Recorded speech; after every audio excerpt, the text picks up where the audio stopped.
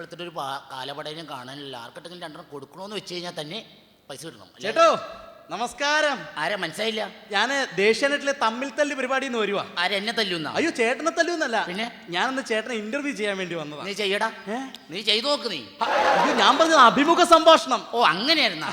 ചോദിച്ചു. ആകെപ്പെട്ട ചേട്ടന്റെ പേരെന്താന്ന് പറഞ്ഞ? എന്റെ പേരാ സാഗർ ഏലിയാസ് ദാസൻ. സാഗർ ഏലിയാസ് ദാസൻ എന്നാ ചേട്ടന്റെ പേര്? കെ ദാസൻ എന്നല്ലേ ചേട്ടാ? ആ കെ ദാസൻ ആയിരുന്നു. കെ ദാസൻ എന്നൊക്കെ വല്ല പഞ്ചായത്ത് മെമ്പർമാർക്കും ഇടാ പേര്. ആ പേര് കേട്ടാ പേടിക്കൂല, അതുകൊണ്ട് ഞാൻ പേര് മാറ്റി. ഓ അപ്പൊ ഈ സാഗർ ഏലിയാസ് ദാസൻ. ദാസൻ ചേട്ടൻ ഈ നാട്ടിലൊരു വലിയ ദാതയാണ് എന്നാണ് നാട്ടുകാർ പറയണത്. അത് ശരി. മെയിൻ ആയിട്ട് കൊട്ടേഷൻ ആണ് പരിപാടി. കൊട്ടേഷൻ അല്ല ചേട്ടാ, എന്താ ഈ കൊട്ടേഷൻ എന്ന് പറഞ്ഞാൽ എന്താ മനസ്സിലായില്ല? കൊട്ടേഷൻ എന്ന് പറഞ്ഞാൽ മനസ്സിലായില്ല എനിക്ക്. എടാ ഈ കൊട്ടേഷൻ എന്ന് പറഞ്ഞാ ഞാനും എന്റെ 5-6 പിള്ളേരും കൂടി ആരെങ്കിലും സ്കെച്ച് ഇടും. സ്കെച്ച് ഇടുക?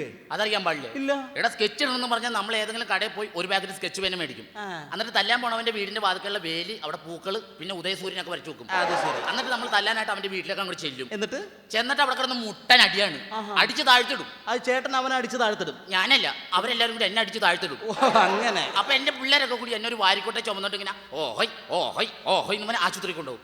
അതാണ് കൊട്ടേഷൻ. ചില സമയത്ത് കയറിൽ കെട്ടി വലിച്ചോണ്ടാ പോണത്. കയറേഷൻ എന്ന് പറയും. അത് കയറേഷൻ. ചിലപ്പോ കട്ടിലേൽ കെട്ടി വലിച്ചോണ്ട് പോകും. അപ്പൊ അതിന് കട്ടിലേഷൻ എന്ന് പറയും. അങ്ങനെയാണല്ലേ? അങ്ങനെയാണ്. അപ്പൊ ചേട്ടൻ പാരമ്പര്യമായിട്ട് ഇങ്ങനെ കൊട്ടേഷൻ ഫാമിലിയാണോ? ഒരിക്കലും ഇല്ല. പാരമ്പര്യമായിട്ട് എന്ന് പറയുന്നത് എന്റെ അച്ഛൻ എന്ന് പറയുന്ന നാട്ടുകാരുടെ കണ്ണിലുണ്ണിയാണ്. അച്ഛൻ കണ്ണിലുണ്ണിയായിരുന്നു? കണ്ണിലുണ്ണിയാണ്. നാട്ടുകാർക്കൊക്കെ എന്റെ അച്ഛന്റെ പേര് പറയുമ്പോ ഇങ്ങനെ രോമ എഴുന്നേച്ച് വെക്കും. അത്രയ്ക്ക് ബഹുമാനം. അത്രയ്ക്ക് ബഹുമാനോ. ഈ അടുത്ത വരുന്ന ഇലക്ഷൻ എന്നെ നിർത്താൻ പോകും അച്ഛന്. അത് ശരി. ഇപ്പൊ അച്ഛൻ എന്ത് ചെയ്യണം? അച്ഛനിപ്പോ കിടപ്പില്ല. എന്ത് പറ്റി? നാട്ടുകാർ തല്ലി കാലോടിച്ചിട്ടേക്ക്. അത് ശരി. അപ്പൊ ചേട്ടാ അമ്മയോ? അമ്മേ എടാ അമ്മയെന്ന് പറഞ്ഞാൽ എന്റെ പൊന്നെന്റെ ദൈവമാണ്. അമ്മേനെ കണ്ടു കഴിഞ്ഞാൽ എനിക്ക് ഭക്തി ബഹുമാനം എല്ലാം വരും. ഞാനപ്പോ മുണ്ട് ഇങ്ങനെ അഴിച്ചിട്ട് നിൽക്കും എന്റെ അമ്മയുടെ മുമ്പിൽ. അത്രയ്ക്ക് ബഹുമാനമാണോ? അത്രയ്ക്ക് ബഹുമാനം എനിക്ക്. അത് ശരി. അമ്മ ഇപ്പൊ എന്ത് ചെയ്യണ ചേട്ടാ? അമ്മ കിടപ്പിലാണ്. എന്ത് പറ്റി? എടാ അത് കഴിഞ്ഞ വർഷേ ഒരു ദിവസം ചോറ് തന്നപ്പോ അതിൽ സാമ്പാറിന് ഇച്ചിരി ഉപ്പ് കൂടി പോയെന്ന് പറഞ്ഞ് അമ്മയുടെ നടുവിന്റെ കാലമുടക്കി ഞാൻ ഒറ്റ അടി അടിച്ചതാ. അന്ന് വീണതാ, പിന്നെ ഇതുവരെ എണീറ്റിട്ടില്ല. അത് ശരി. അപ്പൊ നല്ല ബഹുമാനം. അത്രയ്ക്ക് ബഹുമാനമാണ്. ഇത് ഓൺ വന്നിട്ടാ. ഹലോ എടാ പട്ടി, നിന്നോട് ഞാൻ പറഞ്ഞിട്ടുണ്ടാ വിളിക്കരുതെന്ന്. എടാ എന്തെങ്കിലും ആവശ്യമുണ്ടെങ്കിൽ ഞാൻ കുടുംബത്തിലല്ലേടാ വന്നത്. ബ്ലഡി റാസ്കൽ കിടക്കടാ അവിടെ. കട്ടിയടാ ഫോൺ. ആരേട്ടാ? അച്ഛനാണ്. പിന്നെ ഇങ്ങനെയൊക്കെ ആണെങ്കിലും പെണ്ണ് വിഷയത്തിൽ നമ്മൾ ഇടപെടില്ല. പെണ്ണ് വിഷയത്തിൽ ഇടപെടില്ല. അങ്ങനെ ചീത്തപ്പേരില്ല. ഇല്ല. നമ്മൾ ദാതമാരെന്ന് പറഞ്ഞാൽ പെൺകുട്ടികളുടെ മുഖത്ത് പോലും നോക്കില്ല. സ്ത്രീ വിഷയം നമുക്ക് ഇഷ്ടമല്ല. അത് ശരി. ചേട്ടന്റെ ഭാര്യയുടെ പേരെന്താണ്? എത്രാമത്തെ? അല്ല ഒന്നാമത്തെ ആണെങ്കിൽ വിനോദിനി, മറ്റത് സരസു, പിന്നെ കുമ്പളങ്കാരത്തി വരുത്തിണ്ട്, അവള് ചത്തുപോയി തോന്നണം. ഇപ്പൊ ഉള്ളത് സരസു.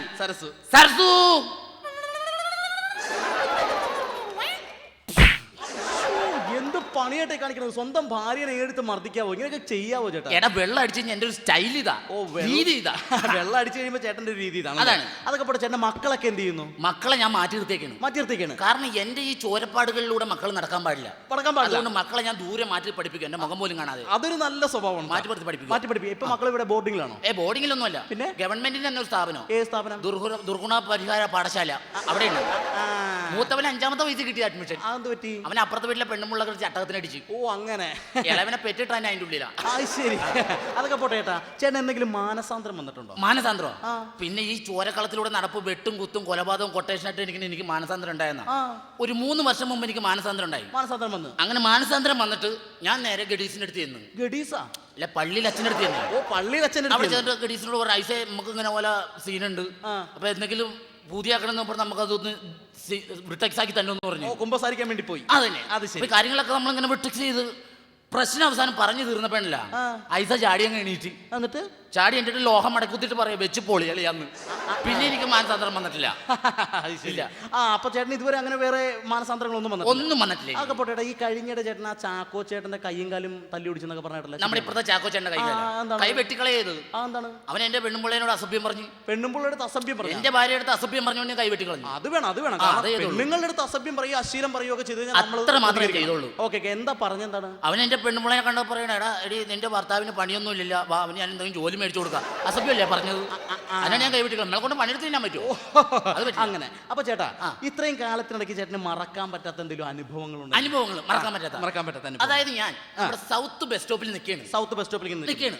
അപ്പൊ ഒരു ഗഡീസ് നമ്മുടെ അടുത്ത് വന്നിട്ട് ചോദിക്കാണ്, ഐസ് സമയം എന്തായിരുന്നു? ചേട്ടന്റെ അടുത്ത്? എന്റെ അടുത്ത്. അവൻ ആളറിയില്ല, ദാതയാണെന്നുള്ള അറിയാൻ മേലല്ല. ചേട്ടന്റെ അടുത്ത് വന്നിട്ട് സമയം എന്തായിരുന്നു? സമയം എന്തായിരുന്നു ചോദിച്ചു. നമ്മൾ വഴക്കിനും വക്കാണത്തിനും ഒന്നും നിന്നില്ല, അങ്ങോട്ട് മാറി. നമ്മുടെ മര്യാദ. അവൻ ആളറിയില്ല. പിള്ളേര് പോട്ടെ. അപ്പൊ അവൻ വീണ്ടും വന്നേക്കണ്. സമയം എന്തായിരുന്നു? പിന്നെയും വന്ന് അവര് കൊടുക്കണ്ടേ? അവന്റെ നാശത്തിനല്ലേ? അവന്റെ നാശത്തിനാണ്. അവിടെ ഞാൻ സംയമനം പാലിച്ചു. ഞാൻ അങ്ങനെ മാറി നിന്ന് പിന്നെ നമ്മുടെ മര്യാദ കാണിച്ചു. മൂന്നാമതും അവന്റെ എന്റെ അടുത്ത് വന്നിട്ട് ചോദിക്കുകയാണ്, ചേട്ടാ സമയം എന്തായിരുന്നു? അതാണ് അവന്റെ അഹങ്കാരം. അപ്പൊ നമ്മുടെ രക്തം അങ്ങ് തിളച്ചിട്ടുണ്ടല്ലോ, കുനിച്ച് നിർത്തിയിട്ട് നല്ല കൂമ്പിനൊക്കെ ഇടിയാൻ കൊടുത്തിട്ടുണ്ടല്ലോ, മൂക്കിൽ നിന്നും മയനും ചോര വന്ന് അവിടെ ഇട്ടു. അവിടെ വീണ് ഞാൻ നേരെ വീട്ടിൽ പോയി. വൈകുന്നേരം ഞാൻ വീട്ടിൽ നിന്ന് ഇങ്ങനെ ചായ കുടിച്ചിരിക്കുന്ന സമയത്ത് അവനൊരു 10-15 പേരായിട്ട് വീട്ടിലേക്ക് വന്നേക്കാണ്. പകരം വീട്ടാൻ കണ്ടപ്പോഴേ എനിക്ക് തോന്നി പണി നടക്കുന്നു. ശരി. അരമതിൽ ചാടി അങ്ങ് കടന്ന് അടിയങ്ങ് തുടങ്ങി. പൊരിഞ്ഞടി. എന്നിട്ട് അടിച്ചങ്ങ് മുറുക്കി നിൽക്കണം അടി അങ്ങോട്ട്. ശരി. ചേട്ടൻ അവരെ ശരിക്കും ഇടിച്ച്? അല്ല, ഞാനല്ല, അവരെല്ലാരും കൂടി എന്നെ അടിച്ച്. അവരെല്ലാരും കൂടി ചേട്ടനെ ഇടിച്ച്. പക്ഷെ വേറെ കാര്യമുണ്ട്, ഈ 10-15 പേര് നിന്ന് അടിച്ചിട്ടുണ്ടല്ലോ, നിന്നിടത്ത് ഞാൻ അനങ്ങിയില്ല. ധൈര്യം കൊണ്ടല്ല, പിന്നെ മതിലെ ചാരി നിർത്തി ഇടിച്ച് അനങ്ങാൻ പറ്റുമോ? അങ്ങനെയാണ്. വീട്ടിൽ കൊണ്ട് ചോര കുളിച്ച് അങ്ങനെ കിടക്കാണ്. അപ്പൊ രക്തം തിളച്ചേക്കാണ് നമുക്ക് ദേഷ്യം. അപ്പൊ അതിലൊരുത്തൻ ഒറ്റക്ക് എന്റെ അടുത്തോട്ട് ഇങ്ങ് നടന്നു വന്നു. ഒറ്റക്ക് ഇങ്ങ് വന്നു. അവനെന്ന് മേടിക്കും. അവൻ എന്റെ മുഖത്തൊക്കെ ചോദിക്കാണ്, നാണാവൂലേട്ടാ 2ാം ക്ലാസ്സിൽ പഠിക്കുന്ന കൊച്ചിനെ പിടിച്ചതല്ലായിരുന്നു. അപ്പൊ 2ാം ക്ലാസ്സിൽ പഠിക്കുന്ന പിള്ളേരെ എടുത്തു വെച്ച് തല്ലിയതല്ലേ? പിന്നെ 10ൽ പഠിക്കുന്ന പിള്ളേരെ തല്ലി അവരെന്നെ തല്ലൂലേ? സർസു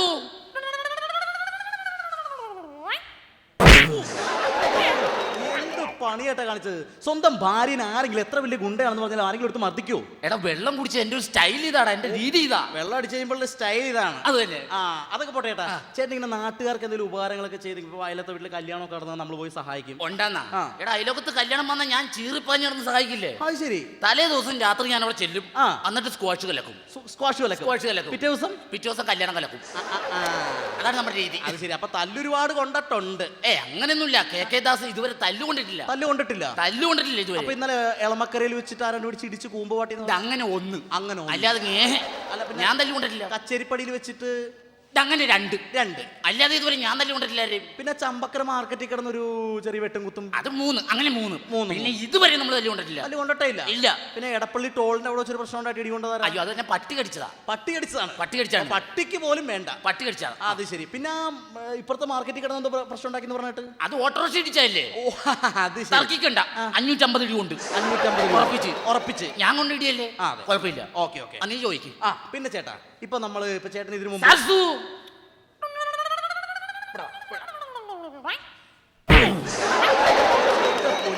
സ്വന്തം ഭാര്യനെ എടുത്ത് ഇങ്ങനെ മർദ്ദിക്കണം ശരിയല്ല. ഞാൻ ഈ കാര്യങ്ങൾ പറഞ്ഞേക്കാം. എന്റെ സ്റ്റൈൽ ഇതായി പോയില്ലേ? വെള്ളം അടിച്ചു കഴിഞ്ഞാൽ ചേട്ടന്റെ സ്റ്റൈൽ ഇതാണ്. ഓക്കെ. ആയിക്കോട്ടെ, അതൊക്കെ പോട്ടെ. ചേട്ടൻ ആരെങ്കിലും ഒതുക്കിയിട്ടുണ്ട് ഇതിനു മുമ്പ്? ഒതുക്കിയിട്ടുണ്ടെന്നാ? ചമ്പക്കര ബ്രൂണോനെ ഞാനല്ലേ ഒതുക്കിയത്. അത് ശരി. എടാ, അവൻ എന്നെ കണ്ടു കഴിഞ്ഞാൽ മുറ്റ് ഭയങ്കര സീനാണ്. അവൻ എന്നെ കണ്ടു കഴിഞ്ഞാൽ അവസാനം മലത്തി കളഞ്ഞ് ഈച്ചാർത്ത് കിടന്ന്. അത് ശരി. ചമ്പക്കര ബ്രൂണോ എന്ന് വെച്ചാൽ അത്രയ്ക്ക് വലിയ കൊലയാളിയാണ്? കൊലയാളിയല്ല, പട്ടിയാണ്. സെക്കൻഡ് ഷോ കഴിഞ്ഞ് വീട്ടിൽ കയറാൻ പറ്റില്ല, ഭയങ്കര ശല്യോട്. കൊന്നിയാൻ വിഷം കൊടുത്തു. അത് ശരി. കണ്ട പട്ടീനെയും പൂച്ചനെയൊക്കെ കൊന്നിട്ടാണ് നിൽക്കണത്. ശരിയാ. അതൊക്കെ പോട്ടെ ചേട്ടാ. പിന്നെ ചേട്ടൻ ഈ ദിനചര്യകളൊക്കെ എങ്ങനെയാണ്? ദിനചര്യം അത് ഭയങ്കര കൃത്യനിഷ്ഠത എനിക്ക്. അതെന്താണ്? രാവിലെ എണീറ്റ് കഴിഞ്ഞാൽ ഞാനിങ്ങനെ പിച്ച് നോക്കും. അതെന്തിനാ? ജീവനുണ്ടാന്ന് അറിയണ്ടേ നമുക്ക്? പണി ഇതാണല്ലോ. പിച്ച് നോക്കും. അതിനുശേഷം എഴുന്നേച്ചിട്ട് 2 കുച്ചി പുട്ടും 4 ഏത്തപ്പഴം ഒരു 12 മുട്ടയും കഴിക്കും. അത് ശരി. അപ്പൊ പല്ലൊന്നും തേക്കില്ലേ? എന്റെ മോണക്ക് കംപ്ലൈന്റ് ഉണ്ട്, അതുകൊണ്ട് പല്ലിയേക്കാൻ പാടില്ല. അതിനുശേഷം നല്ല സെറ്റപ്പിൽ ഡ്രസ്സൊക്കെ ചെയ്ത് കൊട്ടേഷന് പോയി നമ്മൾ. അയ്യോ, അപ്പൊ കുളിയൊന്നും ഇല്ലേ? എടാ, എനിക്ക് വെള്ളം പേടിയാടാ. അത് ശരി. ചുമ്മാതല്ലേ ഇവിടെ ഒരു വാസന. അത് തന്നെ.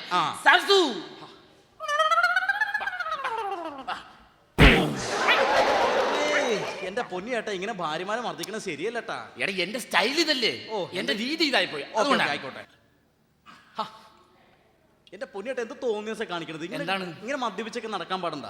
എന്താ കാര്യം? എന്താണ് ചേട്ടൻ ഇങ്ങനെ പരസ്യമായിട്ടൊക്കെ ഇപ്പൊ പ്രത്യേകിച്ച് ഇപ്പൊ ടിവിയിലൊക്കെ ഷൂട്ട് ചെയ്യുന്ന ഒരു ഇന്റർവ്യൂ അല്ല, അതിന് വേണ്ടിട്ട് ഇങ്ങനെ മദ്യപിച്ചൊക്കെ മഹം ബോറാണ്ടതൊക്കെ? എന്ത് ബോറാണെന്നാണ് പറഞ്ഞത്? എന്ത് ബോർ? ഇങ്ങനെ മദ്യപിച്ച് ചേട്ടൻ ഇങ്ങനെ അടിച്ച് സൂചിച്ചൊക്കെ നടക്കാനല്ലേ? നീ കുടിക്കുവോ? എടാ, സുഖിച്ചാന്ന് മാത്രം പറയരുത് കുടിക്കണത്. എന്തെന്ന് കുടിക്കണം? സുഖിച്ചാന്ന് മാത്രം പറയരുത്. അടിച്ച് സൂചിച്ച് നടക്കാനല്ലേ ചേട്ടൻ ഇങ്ങനെ ജീവിതം അടിച്ച് സുഖിച്ച്? നീ ഇച്ചിരി അടിച്ചേ? ഞാൻ കഴിക്കാറില്ല. നീ ഇച്ചിരി അടിച്ചടാ. നമ്മൾ കഴിക്കൂല. ഒരു കവള അടിക്കുന്നേ നമ്മളങ്ങനെ ഒരു കവള അടിക്കടാ. നമ്മുടെ ഡ്യൂട്ടി ഇടയ്ക്ക് അങ്ങനെ ചെയ്യാൻ അടിക്കടാ. ഒരു കവള് നമ്മള് അങ്ങനെ അടി. ഒരു കവള അടി കാണട്ടെ. തൊണ്ട കാറിപ്പോലെ. ആ തൊണ്ട കാറിപ്പോളൂ. അപ്പൊ നീ എന്നാ പറഞ്ഞാ സുഖിച്ചാ കുടിക്കണെന്ന്? ഇതിന്റെ ഒരു കവള് കുടിച്ചപ്പോ നിന്റെ തൊണ്ട കാറിപ്പോയി. ഇത് ഡെയിലി 3 കുപ്പി കുടിക്കണ എന്റെ എവിടെയൊക്കെ കാറിപ്പോണെന്ന് എനിക്കറിയാമോ? അതുകൊണ്ട് സുഖിച്ചെന്ന് മാത്രം പറയരുത് കുടിക്കണത്. മനസ്സിലായ? അത് ശരി. ചെറുത്തും കൂടെ അടിക്കണം. എനിക്ക് വേണ്ടേട്ടാ. ചെറുത്തും കൂടെ അടിയടാ. നാട്ടുകാർക്ക് ടി വി ഒക്കെ നീ അടിയടാ. ക്യാമറ ഒക്കെ അവിടെ ഇരിക്കട്ടെ. നീ അടി. ഇപ്പൊ ഇങ്ങനെ നീ ആവശ്യത്തിന് അടി. അങ്ങനെയല്ല. എടാ, അടിയടാ. ആവശ്യത്തിന് അടി. അടിയോളൂ. മുടുക്കരി. ഇപ്പൊ എങ്ങനെയാ സരസു?